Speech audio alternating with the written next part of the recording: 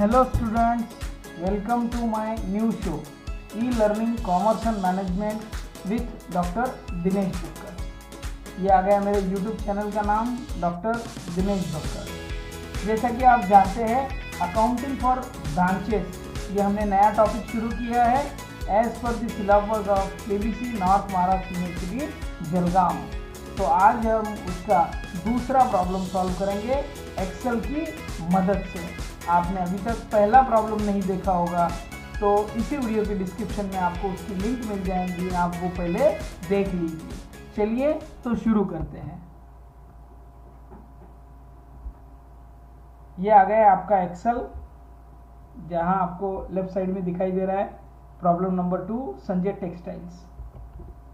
हम एक बार डिटेल में थोड़ा प्रॉब्लम पढ़ लेते हैं ताकि हमको सॉल्यूशन करने में आसानी हो। जैसे कि मैंने पहले ही आपको बताया, पहले प्रॉब्लम में भी हमारी काफ़ी डिस्कशन हुई कि ब्रांच से रिलेटेड जो भी ट्रांजैक्शन है वो ट्रांजैक्शन डायरेक्टली यहाँ नहीं आएंगे, क्योंकि आप ये ध्यान दीजिए आप हेड ऑफिस है, आपको ये प्रॉब्लम मेरे साथ सॉल्व करना है। आप रजिस्टर, कैलकुलेटर, पेन पेंसिल लेकर साथ में प्रॉब्लम धीरे धीरे सॉल्व कीजिए, हम धीरे धीरे 1 बाय 1 सब समझेंगे। तो डायरेक्टली ब्रांच के ट्रांजैक्शन यहाँ रिकॉर्ड नहीं होते, आप हेड ऑफिस है, आप खुद को हेड ऑफिस मानिए। ओके, तो यहाँ पर दिया गया है संजय टेक्सटाइल्स जो मुंबई की है, हेड ऑफिस है, उसकी एक ब्रांच है at Nashik to which goods are supplied by head office at cost price पर गुड्स सप्लाई किया जाता है। पहले वीडियो में भी हमने चर्चा की, दो तरह से माल भेजा जाता है हेड ऑफिस की तरफ से, एक तो कॉस्ट प्राइस पर या इनवॉइस प्राइस पर। तो यहाँ पर कॉस्ट प्राइस दी है, इनवॉइस प्राइस की प्रॉब्लम आगे आएंगे तो वहां पर थोड़ी सी हमको अलग टेक्निक यूज करनी है, कुछ ट्रांजैक्शंस वहां बढ़ जाते हैं। क्योंकि इनवॉइस प्राइस में क्या होता है, ब्रांच को आपको बताना नहीं है कि वो माल एक्चुअल कितने का है, आपको उसकी कॉस्ट हाइड करनी है। समझ लो अगर 10,000 का माल हुआ तो आप उसमें 5,000 जोड़ देंगे और वही माल 15,000 का बना के भेजेंगे ब्रांच को, उसको हम कहते हैं इनवॉइस प्राइस। ओके, तो उसके प्रॉब्लम आगे आएंगे। यहाँ क्लियरली दिया है ये कॉस्ट प्राइस का प्रॉब्लम है। ओके, यहाँ आप क्लियरली पढ़ सकते हैं। आगे पढ़िए, cash collected by the branch is banked immediately into the head office account. जो भी कैश कलेक्ट होती है ब्रांच में, हेड ऑफिस के अकाउंट में भर दी जाती है तुरंत। Branch expenses paid by head office excluding PT cash. सारे ब्रांच के खर्चे हेड ऑफिस करता है, पीटी कैश का खर्चा छोड़कर। Which are borne by branch itself. Petty cash का खर्चा ब्रांच खुद करती है। ओके, हेड ऑफिस से पैसे कभी तो भी आ जाते हैं पीटी कैश के लिए, बट उसका जो भी खर्चा वगैरह है, क्योंकि वो चिल्लर खर्चा होता है, ब्रांच खुद वो मेंटेन करती है।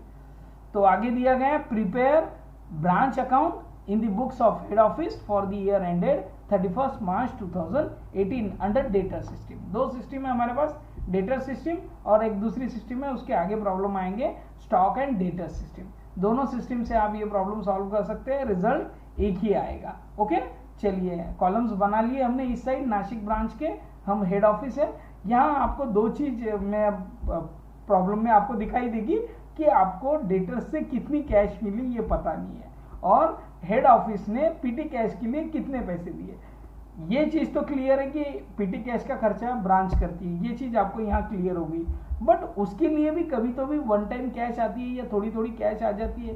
कैसा होता है, जो मेजर एक्सपेंसेस होते हैं हेड ऑफिस उधर से भेज देता है, बट जो सन्ड्री एक्सपेंसेस, चिल्लर खर्चे होते हैं, पीटी कैश जिसको हम कहेंगे, वो खर्चे हेड ऑफिस क्या करता है, कुछ सर्टन अमाउंट भेजता रहता है, बाकी ब्रांच को अपने बैलेंस मेंटेन करते हुए उसका खर्चा करना है। इस तरह से दिया गया है। ओके, चलिए तो 1 अप्रैल 17 का ये प्रॉब्लम शुरू हो रहा है। हमको 31 मार्च 2018 तक पूरे साल भर के अकाउंट्स लिखना है और देखना है इस नासिक ब्रांच में कुछ प्रॉफिट हुआ है या नुकसान हुआ है।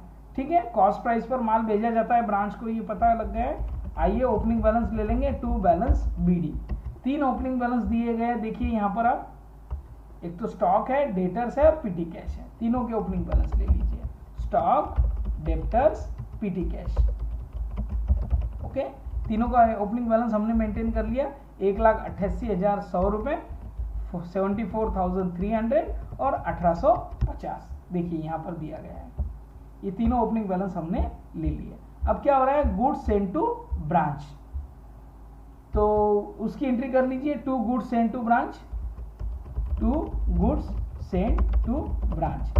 एक अकाउंट और बनाना होता है आपको, 2 गुड्स सेंड टू ब्रांच। वो अकाउंट पहले वीडियो में मैंने बनाकर बताया, काफी इजी अकाउंट है, आप वहां से उसको देख सकते हैं, समझ सकते हैं, छोटा सा अकाउंट होता है। Okay, goods send to branch की अमाउंट दी गई यहाँ पर देखिए 4,74,500, वो मेंशन कर दीजिए यहाँ पर। अब ब्रांच ने क्या किया है, हेड ऑफिस को माल वापस किया है, goods return to head office 6,700 rupees, देखिए यहाँ पर। तो उसकी एंट्री कर लीजिए, क्रेडिट साइड में होगी, क्योंकि यहाँ पर ब्रांच से हमें माल मिल रहा है, so credit the giver. Okay, by goods send to branch account 6,700, इस तरह से। यहां पर क्या हुआ, डेबिट द रिसीवर, ब्रांच एक रिसीवर है, ब्रांच को ये माल मिल रहा है, इसलिए हम ब्रांच के डेबिट करेंगे। ओके, ये माल ब्रांच ने हमको वापस दिया है, तो ब्रांच गिवर है, क्रेडिट द गिवर। इस तरह से ब्रांच को हम पर्सनल अकाउंट मानते हैं। तो सारे पर्सनल अकाउंट के रूल आप यहां लगाइए, और रूल आप जो अकाउंटिंग के गोल्डन रूल्स है वो याद रखिए, उस तरह से आप उसको हर जगह अप्लाई करने की कोशिश कीजिए, आपका रूल ठीक से अप्लाई होगा। देखिए यहाँ पर आपको एक चीज दी गई है, टोटल सेल।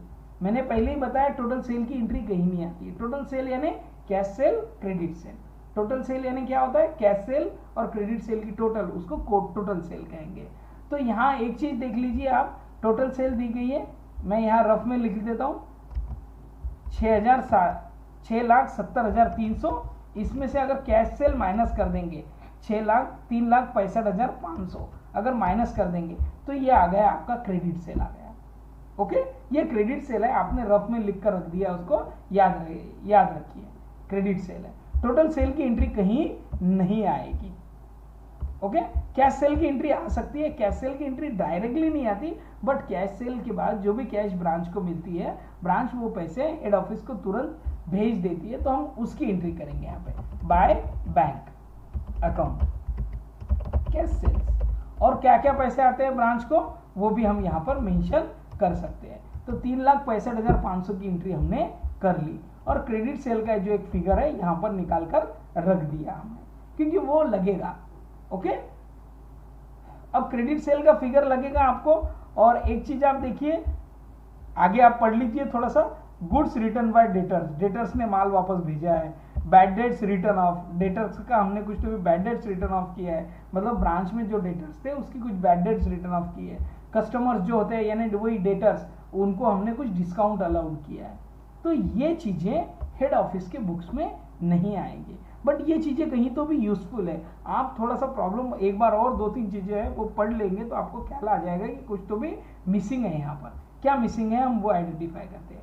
देखिए, branch salary paid by head office, branch की सैलरी है जो हेड ऑफिस ने दी है। उसी के साथ में यहाँ दिखाई दे रहा है PT expenses at branch, branch के पास जो पीटी एक्सपेंसेस हुए उसकी अमाउंट यहाँ दी गई है। मतलब हेड ऑफिस ने पीटी एक्सपेंसेस के अकाउंट पर कितने पैसे आपको भेजे ब्रांच को, वो अमाउंट यहाँ नहीं दी गई है।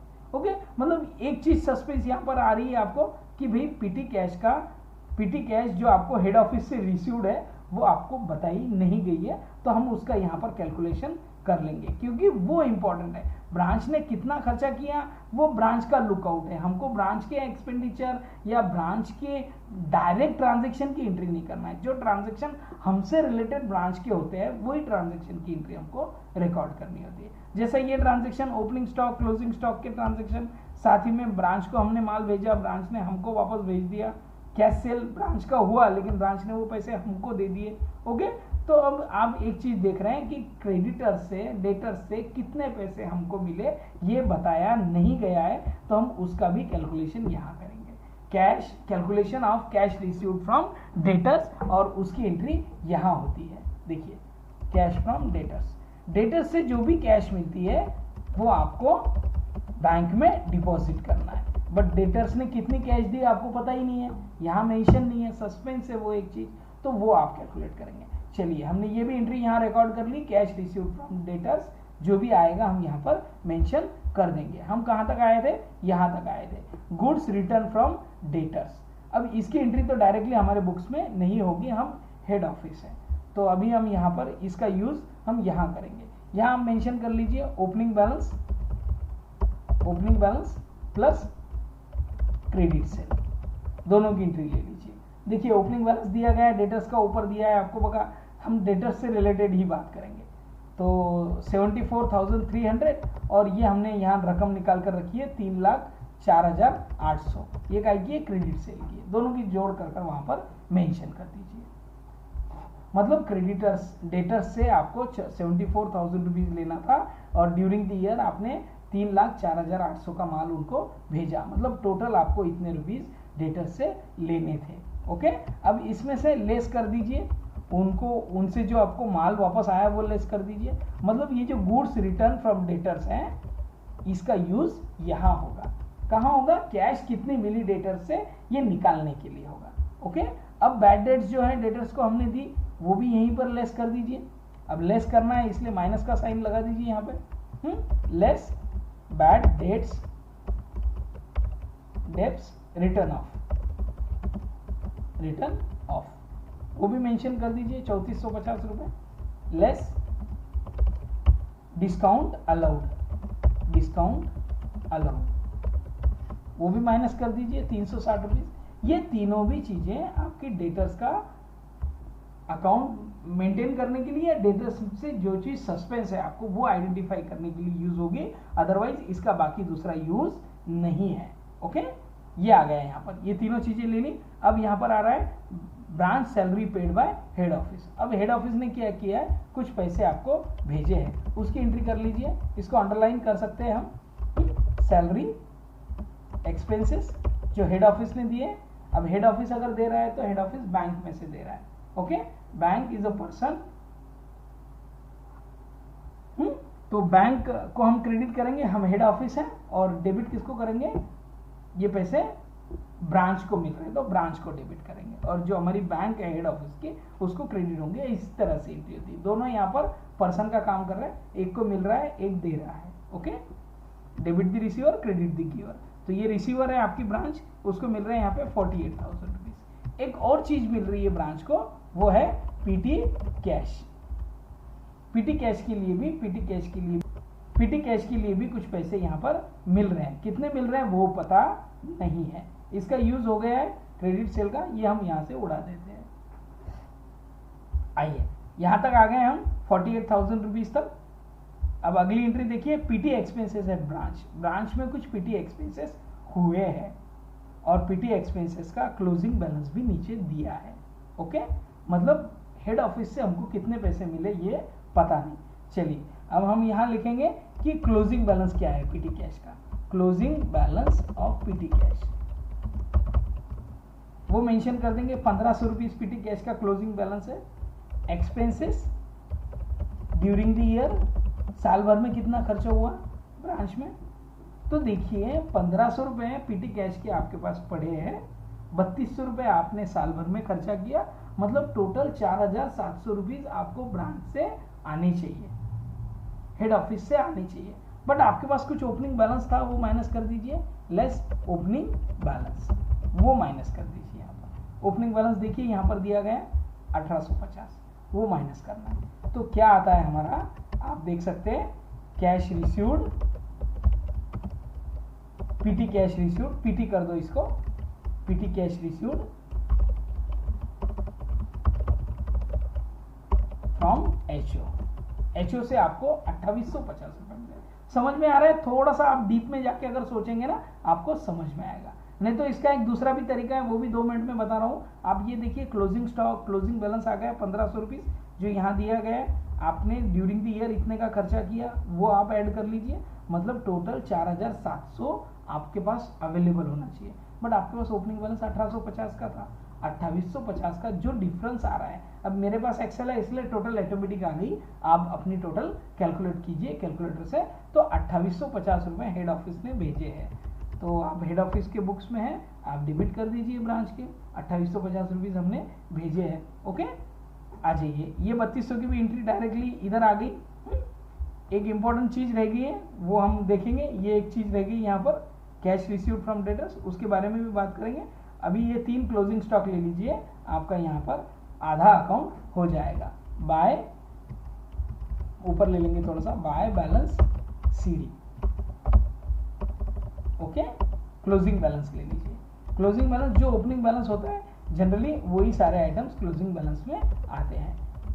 स्टॉक, डेटर्स, पीटी कैश, तीनों के क्लोजिंग बैलेंस दिए हुए हैं, आप देख सकते हैं। 74,000, 75,640, 49,850 और 1,500 रुपीज, ये तीनों चीजें यहाँ दी गई है। मतलब नियर अबाउट प्रॉब्लम आपका यहाँ पर हो गया है। बस जो चीज मिसिंग है आप उसको कैलकुलेट कर लीजिए। अब क्लोजिंग स्टॉक है वो यहाँ से माइनस होगा, ओपनिंग स्टॉक आपने ऐड किया था, क्लोजिंग स्टॉक आप लेस कर दीजिए। क्लोजिंग बैलेंस डेटर्स का ऑफ डेटर्स ये आप लेस कर दीजिए, कितना है 49,880 रुपीज का। तो ये जो अमाउंट आ गई है ये है आपकी कैश रिसीव्ड फ्रॉम डेटर्स, ये अमाउंट है कैश रिसीव्ड फ्रॉम डेटर्स। इसका एक अलग और तरीका है वर्किंग का, ये दो वर्किंग मैंने मेरे हिसाब से की, आप इसकी वर्किंग लेजर बनाकर भी कर सकते हैं, उसको हम रफ लेजर कहेंगे। ओके, वर्किंग नोट में मैंने वो ऑलरेडी आपको बनाकर दिए गए हैं, देखिए यहाँ पर ये मेरा रफ वर्किंग का पेज है, ऑलरेडी बनाकर रखे हैं मैंने यहाँ पर। देखिए 74,300 आ गया, ये क्रेडिट सेल का जो फिगर हमने निकाला था वो आ गया, ये रिटर्न की तीनों एंट्रीज आ गई, रिटर्न, बैड डेट्स और डिस्काउंट अलाउड। हमने क्या बनाया, ब्रांच का डेटर अकाउंट बनाया, और ये जो फिगर है ये बैलेंसिंग फिगर है, और यहाँ पर आता है क्लोजिंग बैलेंस ऑफ डेटर्स। तो दोनों साइड की टोटल मैच हो गई। यहाँ आपको समझ में आ रहा होगा, देखिए 1850 रुपये आपके पास थे, ये 1850 यहाँ ओपनिंग बैलेंस आ गया, ये 1500 रुपये का यहाँ क्लोजिंग बैलेंस आ गया, और 3200 रुपीज़ आपने साल भर में खर्चा किया, ये आपका एक्सपेंसेस है।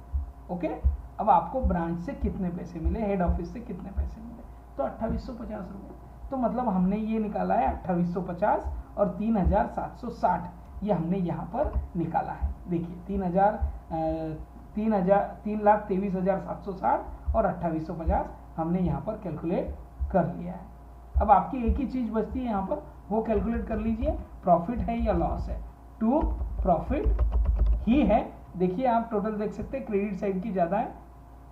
To profit transfer to general P&L account, profit निकाल लीजिए 8,22,980, 7,89,600, तो 33,380 का प्रॉफिट यहाँ पर आता है। तो 33,380 का प्रॉफिट हमने निकाला। इस तरह से ये एक सिंपल प्रॉब्लम था, बट दो चीजें यहाँ पर मिसिंग थी, कैश रिसीव्ड फ्रॉम डेटर्स आपको दिया नहीं गया था, और पीटी कैश का जो भी आपको अमाउंट हेड ऑफिस से मिला वो आपको बताया नहीं गया था। दो चीजें यहाँ पर कंफ्यूजिंग थी। क्रेडिट सेल का भी फिगर आपने आइडेंटिफाई किया, टोटल सेल में से कैश सेल माइनस किया तो क्रेडिट सेल का फिगर आ गया। उसके बाद ये जो आपने निकाला ये यहाँ मेंशन कर दिया, और ये जो आपने निकाला वो यहाँ मेंशन किया। इसी के साथ अगर आपको अलग वर्किंग करना है तो इस तरह की भी आप वर्किंग कर सकते हैं। देखिए ये नासिक ब्रांच है, बट इसके मार्क्स नहीं होते जनरली, इसलिए हम शॉर्टकट में, क्योंकि कैसा हो समय कम होता है, हम जब भी एग्जाम में प्रॉब्लम सॉल्व करते हैं हमारे पास टाइम कम होता है, उस हिसाब से हम अपनी अपनी अलग अलग मेथड्स बनाते हैं। आपको बस सॉल्यूशन तक, रिजल्ट्स तक पहुंचना है। एक छोटे से एनिमेशन वीडियो के साथ इस वीडियो में अंत तक बने रहें। आप सभी का बहुत बहुत धन्यवाद, आपने ये वीडियो अंत तक देखा। आप अपने फ्रेंड्स के साथ इसको शेयर कीजिए, वीडियो पसंद आया तो लाइक कीजिए, कमेंट कीजिए, अपने सारे फ्रेंड्स को बताइए, शेयर कीजिए। आपको नहीं समझ में आ रहा है तो आप बार बार देखिए, आपके कुछ क्यूरीज हैं, आपको कुछ दिक्कत है तो आप मुझे मेल कर सकते हैं। मेरा ईमेल आईडी स्क्रीन पर आपको दिखाई दे रहा है। और आपका बहुत बहुत धन्यवाद, थैंक यू।